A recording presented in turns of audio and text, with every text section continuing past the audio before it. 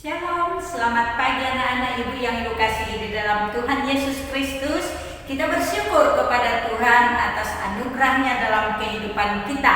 Mari, hari ini kita akan mengawali seluruh kegiatan kita dengan datang kepada Tuhan lewat ibadah pagi. Ibu akan mengajak kita menyanyikan satu lagu dari Kidung Ceria nomor 140. Firman-Mu pelita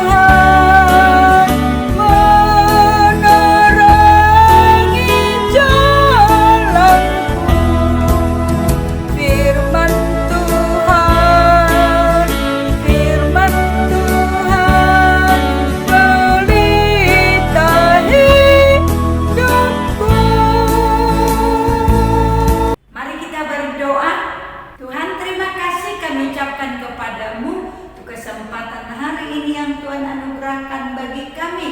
Kami boleh datang kepada Tuhan, mengawali seluruh aktivitas kami dengan beribadah kepada Tuhan. Tolonglah kami Tuhan, agar kami dengan bersungguh hati mengikuti ibadah ini, dan kami boleh menyenangkan hati Tuhan, dan Tuhan sendiri menuntun kami di sepanjang kehidupan kami. Terima kasih Bapa, dalam nama Tuhan Yesus kami berdoa. Amin. Anak-anak ibu akan mengajak kita untuk membaca satu bagian dari firman Tuhan dari Yohanes 13 ayat yang ke-21 sampai 30. Ibu akan membaca dari tempat ibu, anak-anak sekalian juga boleh membaca di tempat masing-masing. Setelah Yesus berkata demikian, ia sangat terharu lalu bersaksi, "Aku berkata kepadamu, sesungguhnya seorang di antara kamu akan menyerahkan aku." Murid-murid itu memandang seorang kepada yang lain. Mereka ragu-ragu siapa yang dimaksudkannya. Seorang di antara murid Yesus, yaitu murid yang dikasihinya, bersandar dekat kepadanya di sebelah kanannya. Kepada murid itu, Simon Petrus memberi isyarat dan berkata, "Tanyalah siapa yang dimaksudnya." Murid yang dulu dekat Yesus itu berpaling dan berkata kepadanya, "Tuhan, siapakah itu?" Jawab Yesus, "Dialah yang akan kepadanya aku akan memberikan roti sesudah aku mencelupkannya." Sesudah berkata demikian, ia mengambil roti, mencelupkannya, dan memberikannya kepada Yudas anak Simon Iskariot. Dan sesudah Yudas Maka Yesus berkata kepadanya, "Apa yang hendak kau perbuat, perbuatlah dengan segera." Tetapi tidak ada seorang pun dari antara mereka yang duduk makan itu mengerti apa maksud Yesus mengatakan itu kepada Yudas. Karena Yudas memegang kas, ada yang menyangka bahwa Yesus menyuruh dia membeli apa-apa keperluan untuk perayaan itu, atau memberi apa-apa kepada orang miskin. Yudas menerima roti itu, lalu segera pergi. Pada waktu itu, hari sudah malam. Bagian ini kita akan renungkan dengan tema ketika iblis menguasai. Nah, anak-anak ibu, kalau anak-anak memperhatikan di dalam pelajaran bahasa Indonesia, anak-anak akan tahu topik pelajaran tentang lawan kata. Misalkan atas bawah, siang malam, tinggi rendah, terang gelap. Kata-kata itu bertentangan satu dengan yang lain di dalam artinya atau di dalam maknanya. Nah, kalau kita lihat di dalam pelayanan Tuhan Yesus, khususnya dari apa yang dijelaskan oleh kitab Injil, kita akan dapati bahwa pertentangan antara terang dengan gelap itu sangat nyata. Ini bukan sekedar pertentangan oleh karena kondisi, di mana kita bisa melihat terang, segala sesuatu di sekitar kita kelihatan, lalu di dalam gelap kita nggak bisa melihat sesuatu.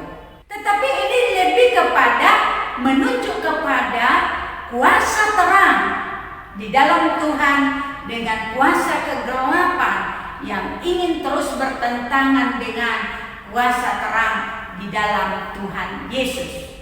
Nah, di dalam bagian ini kita akan melihat ketika Tuhan Yesus dengan para murid pada malam perjamuan sebelum Paskah, dicatat Yesus dengan murid-muridnya sedang makan, dan dicatat juga bahwa Yesus sangat terharu.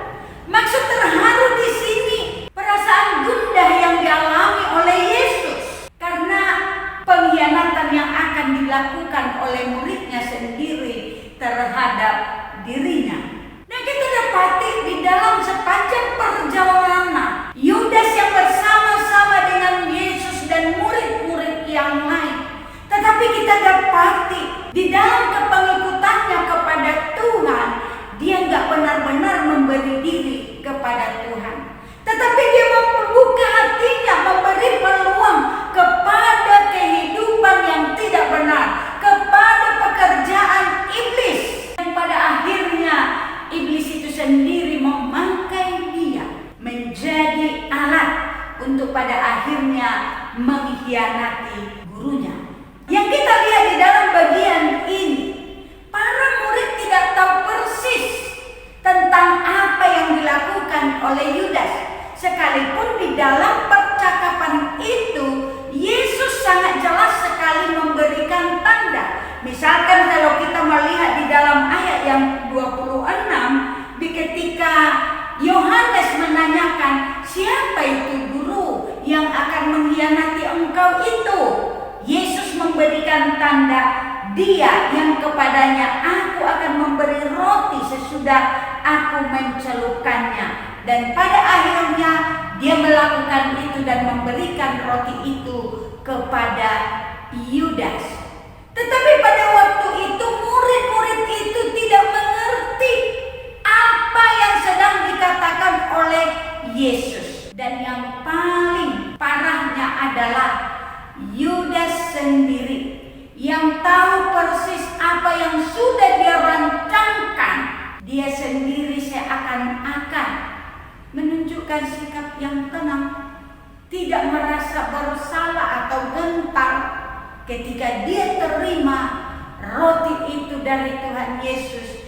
Dia pun pergi untuk melaksanakan niatnya. Dikatakan di dalam ayat yang ke-27, sesudah Yudas menerima roti itu, ia kerasukan iblis. Artinya hatinya semakin kuat, dikuasai, dikendalikan, diperalat oleh iblis. Tadinya mungkin cuma dia mendengarkan bisikan, lalu kemudian dia memberi diri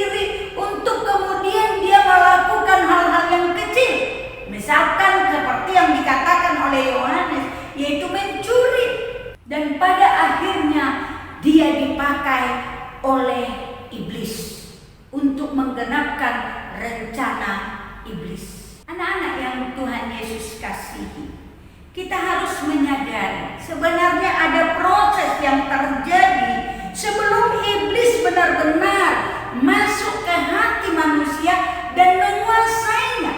Mungkin mulai dengan membisikkan rencana-rencananya yang jahat. Dan ketika manusia itu mulai merespon dengan menyetujui ataupun melakukan apa yang dibisikkan oleh iblis, maka dia akan masuk lebih dalam lagi untuk menguasai orang tersebut. Dan pada akhirnya benar-benar dipakai iblis menjadi alat yang dia kendalikan untuk melakukan apa yang menjadi rencananya yang jahat. Tapi anak-anak ibu perlu harus kita sadari, sebelum itu terjadi sebenarnya Tuhan berkarya di dalam kehidupan anak manusia, dalam kehidupan kita untuk mencegah kita dari kuasa ataupun jerat iblis. Di sini kita melihat sebenarnya Tuhan memberikan teguran ketika Tuhan Yesus mengatakan, Dia yang kepadanya aku setelah mencelupkan roti, memberikan roti itu kepadanya. Ini sebuah teguran untuk menyadarkan Yudas agar dia kembali ke jalan yang benar. Tetapi kita dapati pada akhirnya, tak kala Yudas tidak mau peduli dengan itu, pada akhirnya iblis yang dengan leluasa mengendalikan dan memakai kehidupannya. Nah, bagaimana dengan kita anak-anak itu? Kita harus belajar menyadari kehidupan ini. Tak kala di dalam perjalanan kehidupan kita ada perasaan tidak enak, tidak nyaman ketika kita melakukan sesuatu yang salah. Seharusnya kita belajar datang kepada Tuhan dengan sebuah pengakuan, Tuhan ampuni saya. Kalaupun tidak ada orang yang melihat, tapi kita tahu Tuhan yang mengasihi kita melihat. Bukan hati minta Tuhan menolong kita untuk meninggalkan yang jahat itu. Tak kala ada papa mama, ada guru, ada teman yang mengingatkan kita untuk perilaku perbuatan kita yang jahat. Anak-anak ibu jangan marah, tapi sebaliknya bersyukurlah kepada Tuhan karena Tuhan menghadirkan mereka untuk boleh mengingatkan kita. Seharusnya respon kita adalah kita mau berubah. Terlebih kalau saat ini kita sudah menjadi anak Tuhan, percaya sungguh-sungguh kepada Tuhan Yesus, Allah Roh Kudus yang ada di hati kita. Dia yang akan mengingatkan kita ketika kita melakukan kesalahan. Ada ketidakdamaian, ada kegelisahan di hati kita.